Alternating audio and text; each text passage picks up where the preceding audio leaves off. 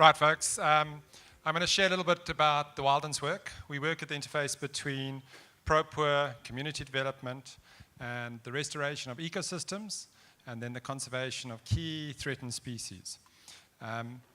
We work across South Africa, but we look to try and inspire work across Africa and the rest of the world. I'm going to focus on our terrestrial work and just share some of our initiatives that we have successfully demonstrated. The first of those is work around trees. We started in 2004, far northern KZN, near Mkuzi, with a simple concept, and that was, imagine if the poorest of the poor could feed themselves, clothe themselves, house themselves by growing indigenous trees.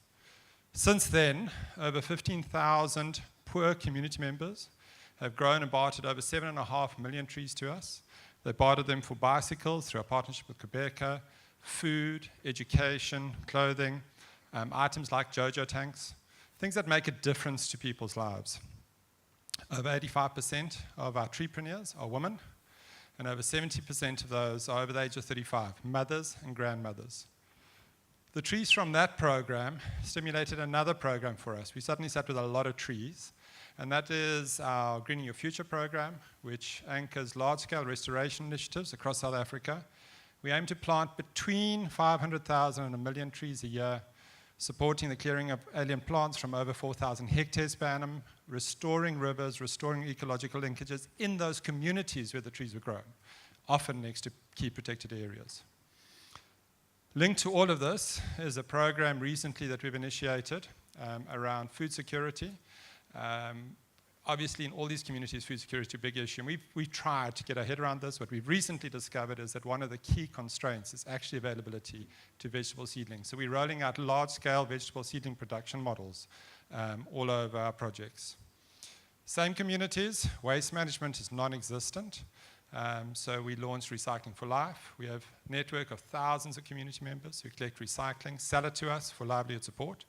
A key innovation in that context is our green desk you see there. As we sit here in South Africa, there's a shortage of between 300,000 and 1 million school desks. That desk is made from previously unrecyclable waste. It's a world first and something I encourage everybody to be looking at doing. Other innovations we're working on are different approaches to conservation. Up in the KARKLOOF, we've anchored a new protected area. At the heart of it is an Nguni herd, underwriting good land management, but driving a brand new conservation environment. Far northern KZN, various community conservation initiatives. That is a photograph in the Sumkanda Community Reserve. Worked with them for many years. Just earlier this year, we introduced elephant after a long time, and in 2 weeks' time, we introduced lion into that reserve. Key benchmark community conservation areas, we're looking for investors, anybody interested, 12,000 hectares, owned by community, available for business. That community is also custodian to black and white rhino. It's one of the few in the country that is. We have lost rhino in that reserve. And so we've been forced to engage actively in rhino conservation issues. We were the first in the area to pilot dehorning, which has definitely worked. And then lastly, I know that Ian Mickler is a friend to many of you.